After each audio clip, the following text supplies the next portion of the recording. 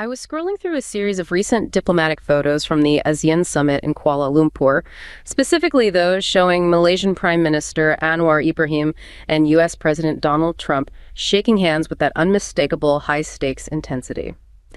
On the surface, it looked like the ultimate done deal, a reciprocal trade pact signed amidst flashes of cameras and optimistic rhetoric. To many observers, it seemed obvious what was happening behind the scenes. The narrative was already being written. Washington gets the deal of the century with exclusive access to Malaysia's massive rare earth reserves, and in exchange, Malaysia navigates the complex web of global tariffs. It felt like a classic geopolitical trade-off, a quid pro quo signed in ink. But then the scene shifted from the grand stage of the summit to the floor of the Malaysian House of Representatives. Natural Resources Minister Arthur Joseph Kurup stood up, and with a few blunt sentences, he effectively pulled the rug out from under that entire assumption. He didn't just clarify the deal, he dismantled the exclusive access narrative entirely. He insisted that rare earths were never even on the bargaining table as a concession. Even more striking was the revelation that, despite the handshakes and the signed documents, the agreement isn't actually active yet. Malaysia is currently holding out for something more than just a photo op. Clear, written assurances that their sovereign control over their minerals remains untouched. It's a fascinating moment of diplomatic friction, where the world saw a completed pact, but the reality is a government refusing to ship out a single raw mineral until the terms perfectly match their national pride. It makes you wonder, in the high-pressure world of Trump-era trade deals, who is actually holding the better hand? So let's just try and get this straight right out of the gate. We have the photos, we have the handshake, which with this particular president is a whole event in itself. Right. The optics are huge. Exactly.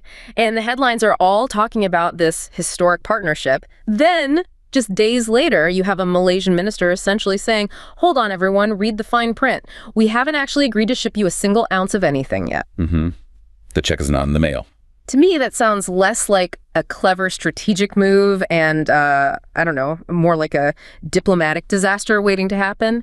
You don't usually embarrass a U.S. president, especially this one, by saying a deal isn't active after the big photo op. Is this just incompetence? Or is there a real coherent strategy buried in all this apparent chaos? Well, it is absolutely a coherent strategy, but it's an incredibly high-stakes one. And you're right, it looks messy from the outside. It looks messy because we're watching a fundamental paradigm shift happen in real time. What do you mean by that? Well, look, for the last 50 years, the basic relationship between a superpower like the U.S. and a resource-rich nation in Southeast Asia was, well, it was transactional and it was hierarchical. We have the money, you have the stuff in the ground. Exactly. You dig it, we buy it.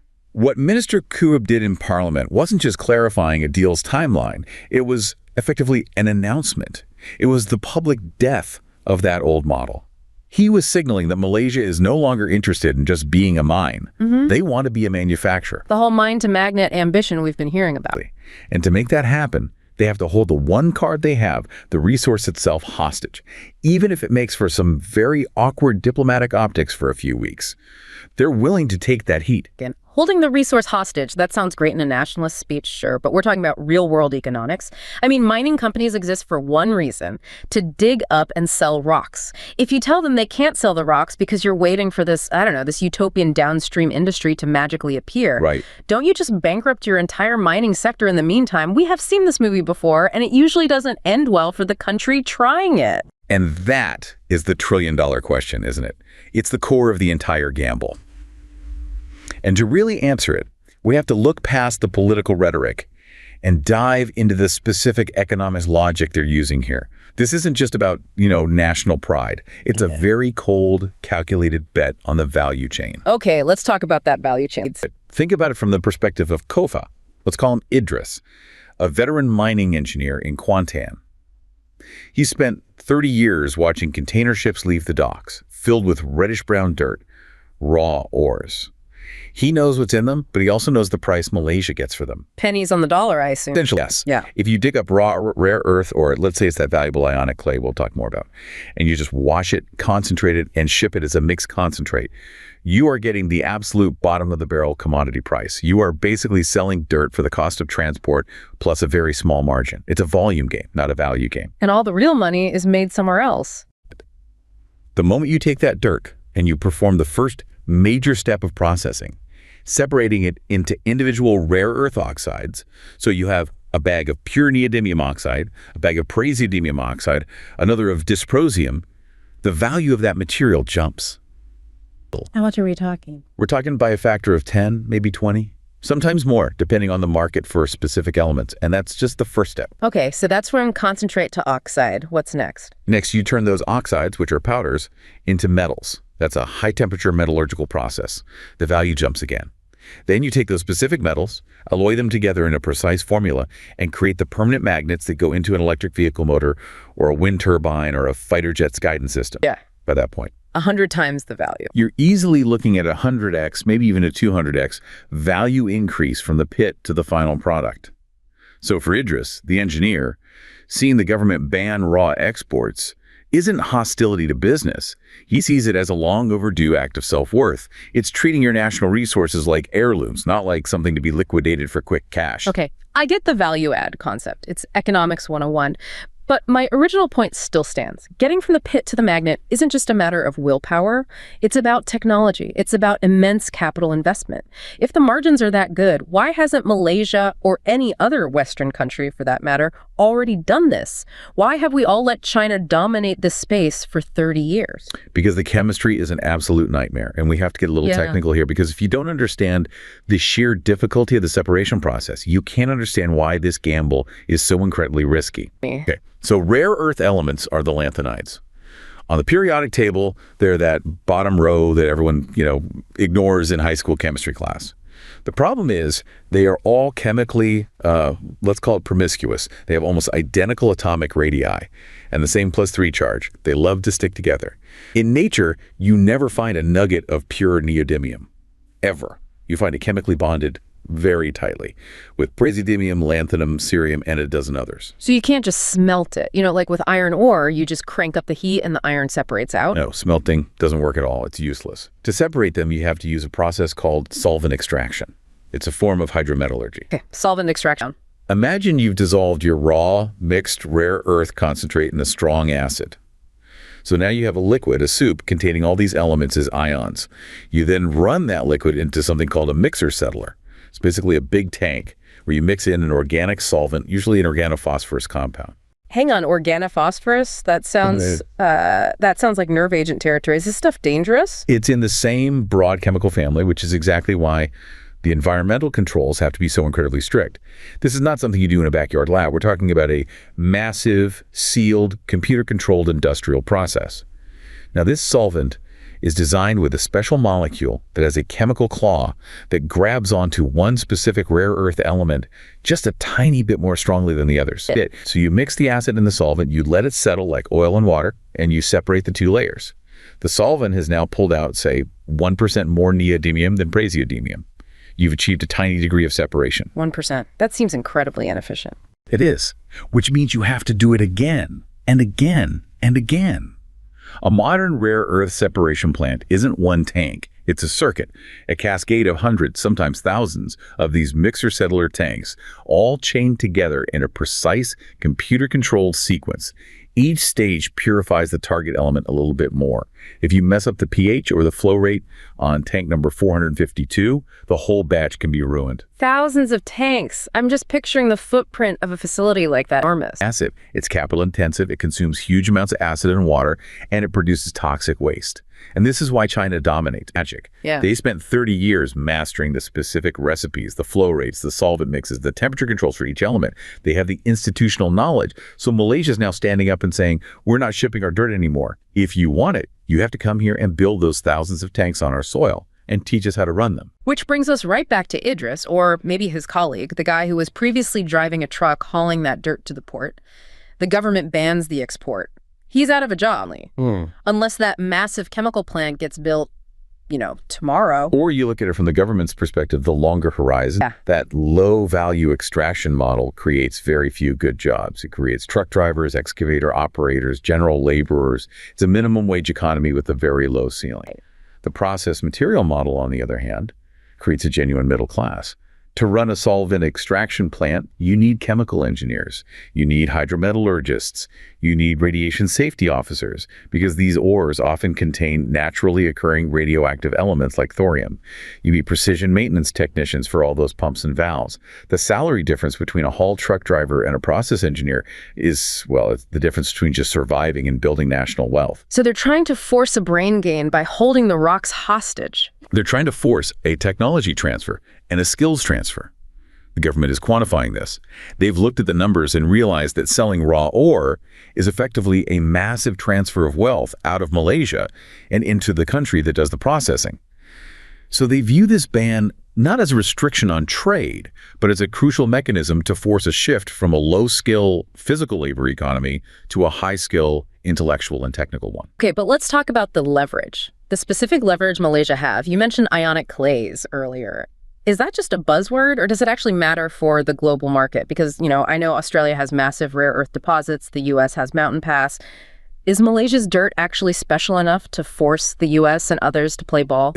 This is probably the most crucial distinction in this entire story. Most of the world's non-Chinese deposits, like Mountain Pass in California or Weld in Australia, are hard rock deposits. The minerals are things like bastnasite or monazite, and these deposits are very rich in what we call the light rare earths, lanthanum, neodymium, and praseodymium are the main ingredients in high-strength magnets. But these hard rock deposits are very, very poor in the heavy rare earths, specifically dysprosium and terbium. And differentiate those for me. Why should I or anyone care about heavy versus light rare earths? The simple answer is temperature. If you make a magnet out of just neodymium, iron, and boron, it's an incredibly strong magnet at room temperature. But if you put that magnet inside an electric vehicle motor that's running at 180 degrees Celsius, it rapidly loses its magnetism. It fails. The motor stops working. So it can't take the heat. It can't take the heat. To make a magnet that can operate reliably in a Tesla or in the fin actuator of a missile or in a high-output wind turbine, you have to dope it. You have to add a small amount, maybe 2 to 6% of dysprosium or terbium. Those heavy elements are what give the magnet its thermal stability, its ability to stay magnetic at high temperatures. And Malaysia has those. And Malaysia's ionic clay deposits, specifically in places like Perak and Kedah, are uniquely rich in these heavy rare earths. The geology is different. The elements aren't locked in hard crystals. They're absorbed onto the surface of clay particles, which makes them easier to extract, but also means they have a different elemental profile. The U.S. has almost zero domestic production of heavy rare earths. They're almost 100% dependent on a supply chain that runs through China and Myanmar.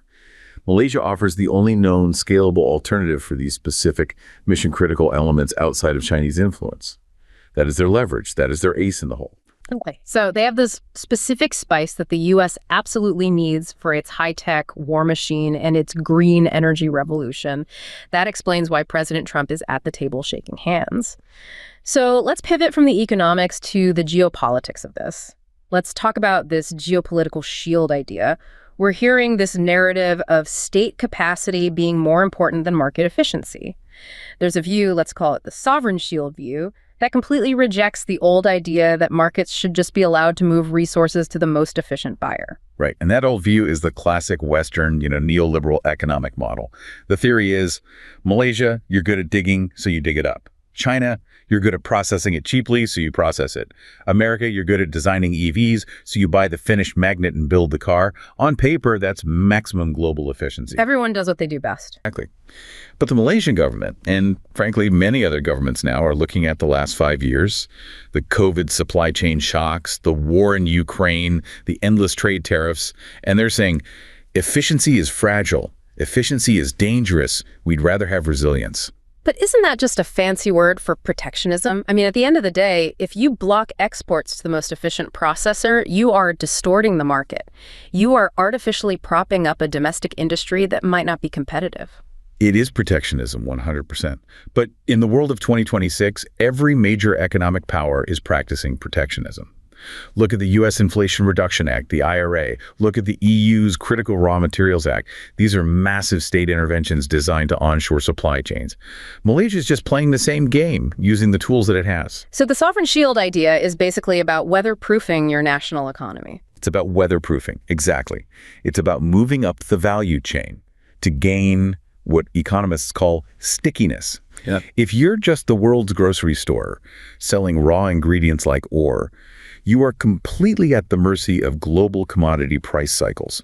If the price of tin or copper crashes, your national budget crashes. You are replaceable. Anyone can sell groceries. Right. But if you're the chef, if you have the refineries, the intellectual property, the complex manufacturing ecosystem, you are much harder to replace. You have economic gravity. You have stickiness.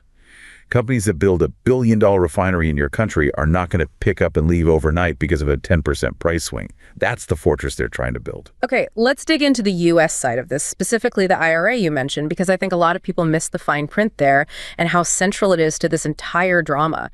The U.S. is handing out these huge tax credits for electric vehicles. Up to $7,500 per car. It's only if a certain percentage of the battery and critical minerals are sourced from the U.S. or from a free trade partner, and crucially, not from a foreign entity of concern, or EAOC. Which is basically code for China. Right. So where does Malaysia fit in that incredibly complex puzzle? Because as we've said, they are actively courting both China and the U.S. This is the needle they have to thread. And it is an incredibly narrow, almost impossible needle. Under the IRA's rules, if a critical mineral like neodymium is processed by a foreign entity of concern, which the Treasury Department defines as a company owned, controlled, or directed by the jurisdiction of China, Russia, Iran, or North Korea, then the vehicle using that material does not get the full tax credit. Which is a deal breaker for automakers. It's a total deal breaker. So the U.S. auto industry is desperately searching for non-FeO rare earths, non-FeO lithium, non-FeO cobalt. Malaysia wants to be the primary source of that non-FeO material. But, and this is the giant glaring catch everywhere, Malaysia needs Chinese technology and expertise to build the refineries in the first place because, as we discussed, the West forgot how to do it at scale. So let me get this scenario straight. If Malaysia invites a Chinese state-owned engineering firm to come to Kuantan and build a state-of-the-art refinery to process Malaysian ionic clay, does the neodymium oxide that comes out of that plant count as Chinese under U.S. law? That is the multi-billion-dollar question that lawyers in Washington, D.C. and Kuala Lumpur are fighting over as we speak. It all comes down to ownership and control. If the Chinese company owns 25% or more of the joint venture that owns the refinery, it's almost certainly considered an EFEOC. The U.S. market is closed to it. So what's the workaround? The workaround is create a structuring. If the Malaysians, through their sovereign wealth fund, Khazanah National, own, say, 76% of the JV, and the Chinese firm is just a technology partner or a contractor with a minority stake, maybe it passes the test. This is why Minister Qutb's clarification was so precise. They're refusing exclusive access to the U.S. because they need to keep the structure flexible enough to satisfy the U.S. Treasury Department while still being attractive enough for Chinese engineers to actually show up and build the plant. It's a corporate shell game. They're trying to legally wash the Chinese-ness off the technology so they can stamp a Malaysian passport on the final product and sell it to America. Or, to put it a little more charitably, they are positioning themselves to be a neutral processing hub. Khazanah National is the key player here.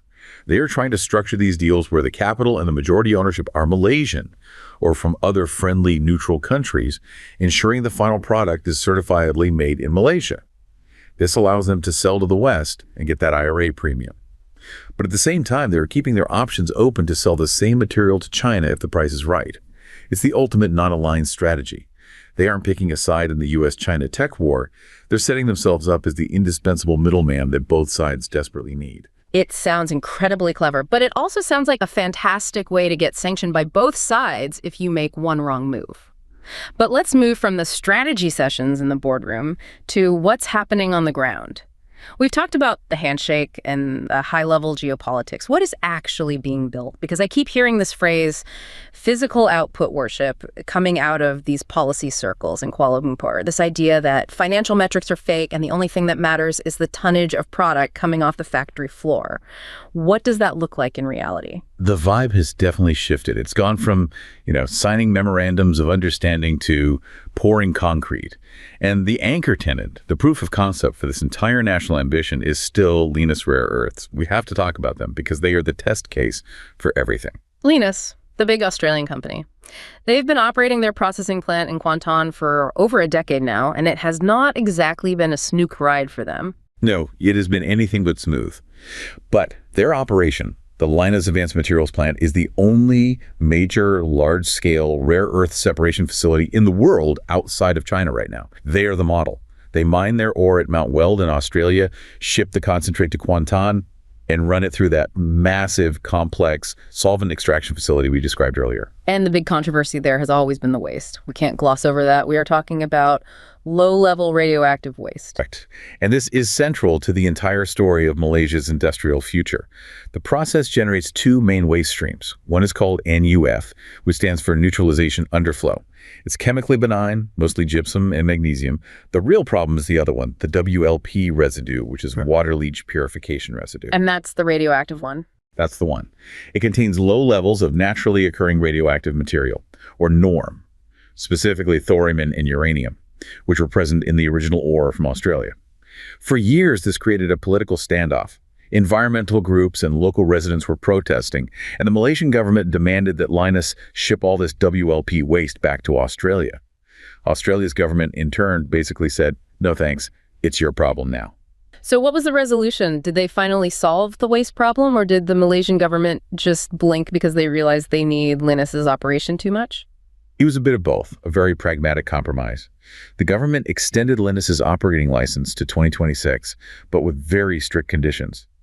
The main one was that Lynas had to finance and build a permanent disposal facility, or PDF, for the waste right there in Malaysia, a facility that has to meet very stringent international standards. And initially, the government also banned them from importing the most radioactive part of the process, the initial cracking and leaching stage. But that's softened now. It seems to have softened. The new policy direction suggests a very pragmatic realization in Kuala Lumpur. If Malaysia wants to start processing its own ionic clays, which also contain thorium, then they have to accept that managing radioactive waste is just part of the rare earths industry. You can't have the high-value magnets without also having a plan for the low-level thorium waste. So this physical output worship basically means learning to live with and manage the toxic reality of modern industry. It means prioritizing the factory and its output over the fear of the byproducts, while hopefully building world-class systems to manage those byproducts.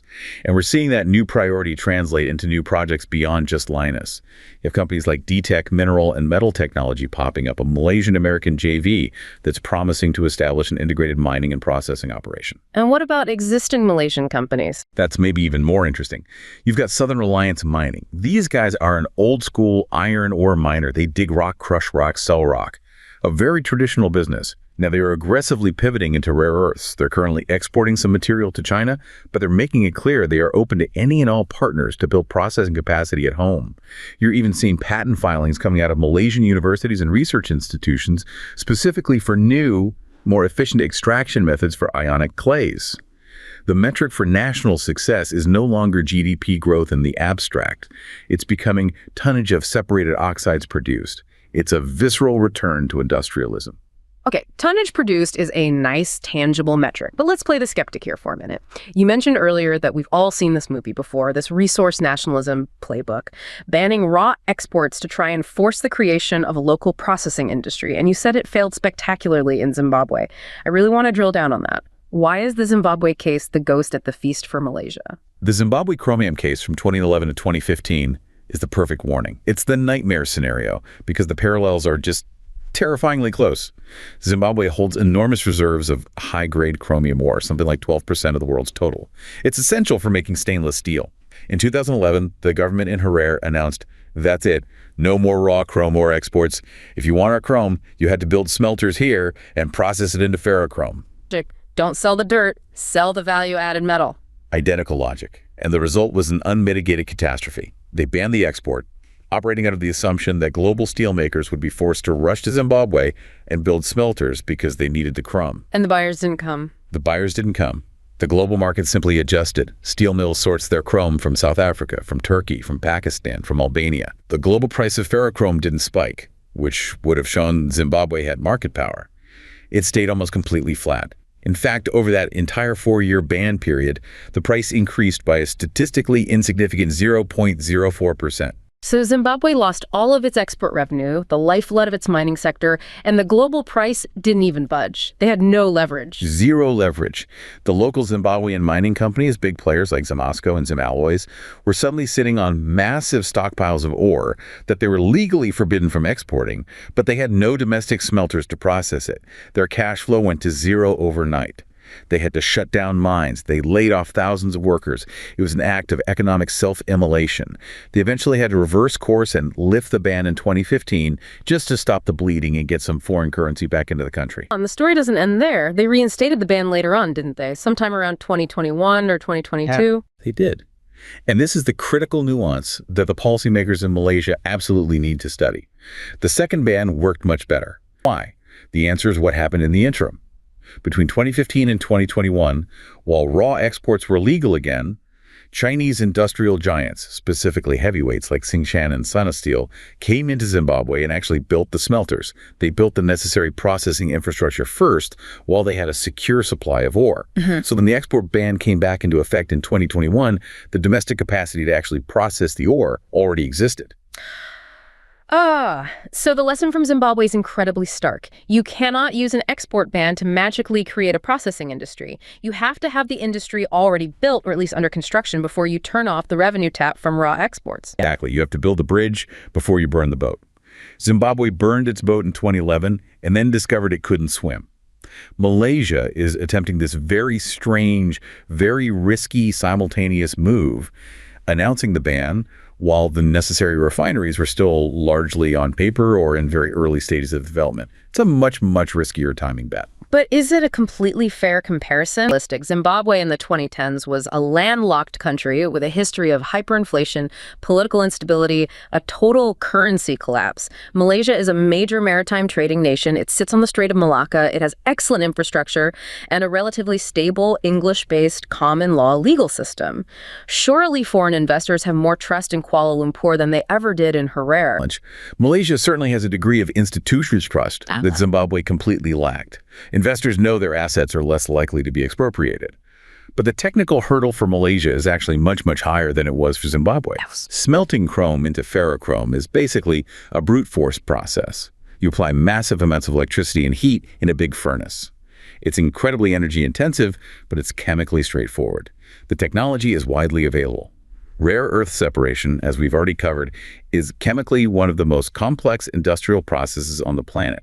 The barrier to entry isn't just building a furnace, it's getting access to the proprietary intellectual property, the solvent recipes, the process controls that is guarded like a state secret. You can buy a furnace from a German engineering firm. You can't just call up a company in China and say, "I'd like to buy your recipe for 99.99% pure dysprosium, please." Which brings us squarely to the risks ahead. Let's try to scenario plan this out. Best case, Malaysia leverages its heavy rare earths and becomes the new high-tech processing hub of Southeast Asia. What's the worst case scenario? The worst case, I think, involves a few different distinct vectors of failure that could all happen at once. The first and most immediate one is what we can call the Chinese retaliation scenario. In December 2023, China did something that didn't get a lot of headlines but was hugely significant. They officially banned the export of rare earth extraction and separation technologies. They put it on their national negative list for exports. They didn't ban the export of the rare earths themselves. They banned the export of the machines and know-how. They banned the export of the technology and the intellectual property. So if a Chinese company wants to enter a joint venture in Malaysia, they might now be legally blocked by their own government in Beijing from transferring the specific blueprints for the mixer settler circuits, or the chemical formulas for the solvents, or the software that controls the process. If China decides to enforce that ban strictly, Malaysia is left completely stuck. They'll have a mountain of valuable ionic clay and absolutely no way to process it because the West doesn't have the current tech, and China is now forbidden from giving it to them. That's a checkmate move. It's China saying, fine, you can have your own ore, but you'll never know how to unlock it. Fuck. It's the ultimate checkmate. The second major risk is a domestic one, the federal versus state legal quagmire. We have to remember that Malaysia is a federation, a bit like the United States. Under their constitution, all rights to land and mineral resources belong to the individual state governments, the governments of Pahang, Perak, Kedah, and so on. But all matters of external trade, exports, and international agreements are under the jurisdiction of the federal government in Kuala Lumpur. So the Prime Minister can ban the export of the final product, but it's the Chief Minister of the state of Perak who actually issues the license to dig the stuff out of the ground in the first place. Yeah. And their political and economic incentives are often completely misaligned. The state government wants revenue from mining royalties, and they want it now. They want the miners to be digging and selling so they get their cut to fund state-level budgets for schools and roads. The federal government in Kuala Lumpur is playing the long game for national industrialization. If the federal ban suddenly cuts off that crucial revenue stream to the state, what happens? The state governments could just stop issuing new mining licenses altogether. They could look for backdoors. You could inadvertently create a massive black market. We've seen scandals involving illegal mining of rare earths in Malaysia before. If the legal route to market is blocked by a federal ban, the illegal route smuggling the raw dirt across the border to Thailand or onto a barge in a remote port suddenly becomes very, very profitable. And what about the environmental risk? We touched on the Lynas legacy, but if Malaysia's plan succeeds and they start trying to open 5, 6, maybe 10 of these processing plants across the country? The Lynas legacy means that the Malaysian public is now hyper-aware and very sensitive to this specific issue. You have a very active, very organized civil society and environmental movement. If a new company like DTEC or Southern Alliance has an accidental spill of acidic effluent into a river, or if there's a leak at a new radioactive waste facility, the political backlash will be instantaneous and severe. Protests, roadblocks. The government has tried to get ahead of this by creating something called the Sustainable Mining Initiative, or MISMI, to standardize environmental and social governance, or ESG. But at the end of the day, regulations are only as good as their enforcement.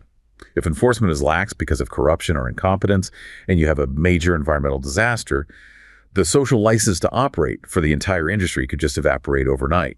The government could be forced to shut the whole thing down just to survive the next election. It really seems like they are trying to thread a needle while riding a unicycle on a high wire. They need American demand, but they have to do it without granting America exclusive ownership. They need Chinese technology, but without triggering U.S. sanctions against Chinese entities. They need the cooperation of their own state governments, but their policy is cutting off the state's revenue. And they have to process incredibly toxic materials without infuriating their own voters. It is the ultimate geopolitical and economic high-wire act. There are so many ways this could go wrong. But the potential payoff is so enormous that you can see why they're willing to take the risk. We are fundamentally moving from a world where geopolitical power was defined by who bought the resources, the old colonial model, to a new world where power is defined by who processes them. That is the great economic shift of the 21st century. The processor is king, not the customer. The processor is king. If Malaysia can pull this off, they transform their economy. They're no longer just another developing nation. They become a critical, indispensable node in the global operating system for everything from green energy to defense. They become essential. If they fail, they risk leaving 16 million tons of strategic wealth locked in the ground, while the rest of the world's scientists invent new battery chemistries or new motor designs that don't even need rare earths, and they will have missed their window of opportunity entirely. And that's the ultimate danger here, isn't it? Substitution. If neodymium or dysprosium gets too expensive or just too politically complicated to source, a company like Tesla will just throw $1 billion at its R&D department and invent an electric motor that doesn't use them. Exactly. The Stone Age didn't end because we ran out of stones. It ended because we invented something better. The rare earth age could end if the handful of countries that produce them play their hand too hard. They have to play hardball, but not so hard that the other team just quits the game and goes home. A fascinating gamble. For the sake of that engineer in Kuantan and the whole country, you have to hope they're holding the cards they think they are. Thanks for walking us through the incredible complexity of this, from the chemistry to the politics. Pleasure. It's a story we'll be watching for years. We'll be keeping a very close eye on those export numbers and maybe even the electricity consumption data from Kuantan. The truth will be in the physical output.